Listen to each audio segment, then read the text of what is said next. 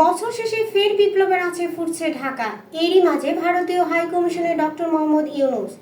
ঢাকায় অবস্থিত ভারতীয় হাই কমিশনে পা রাখলেন বাংলাদেশ সরকারের প্রধান উপদেষ্টা ডক্টর মোহাম্মদ ইউনূস। ভারতীয় হাই কমিশনার প্রণয় কুমার বর্মার সঙ্গে সেখানে কথা হয় ডক্টর ইউনূসের।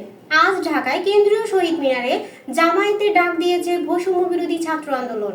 বিকেলের দিকে তাদের ইউনিটি মিছিল করার কথা ঢাকার প্রাণকেন্দ্রে। এই আবহে সকাল থেকে ঢাকায় বিভিন্ন প্রান্ত থেকে শহীদ মিনারের দিকে এগিয়ে যাচ্ছে অনেকে।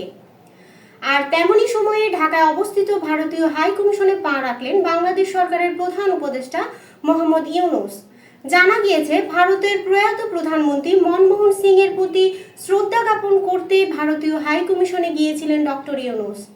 আজ বাংলাদেশি সময় সকাল 11:30 নাগাদ ভারতীয় হাই কমিশনে পৌঁছেছিলেন ডক্টর ইউনূস।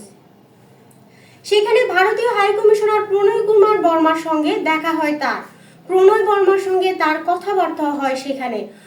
মনমোহন সিংকে নিজের বন্ধু আখ্যা দিয়ে ডক্টর ইউনূস বলেন, ভারতকে বিশ্ব অর্থনীতির বড় খেলোয়াড়ে পরিণত করার ক্ষেত্রে বড় ভূমিকা পালন করছিলেন মনমোহন সিং।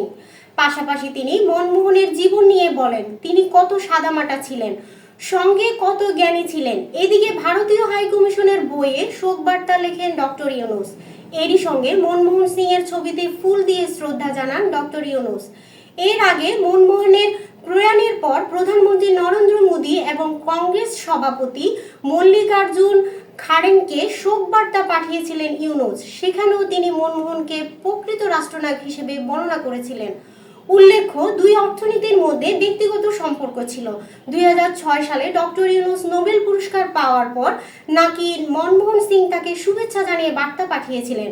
ডক্টর ইউনূস সেই কথাটা উল্লেখ করেছিলেন নিজের চিঠিতে।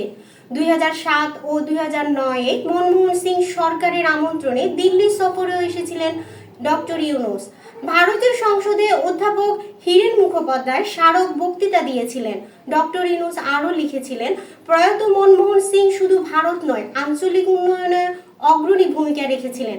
দক্ষিণ এশিয়ার দেশগুলোতে শান্তি প্রগতিতে মনমোহন বিশেষ ভূমিকা রেখেছিলেন।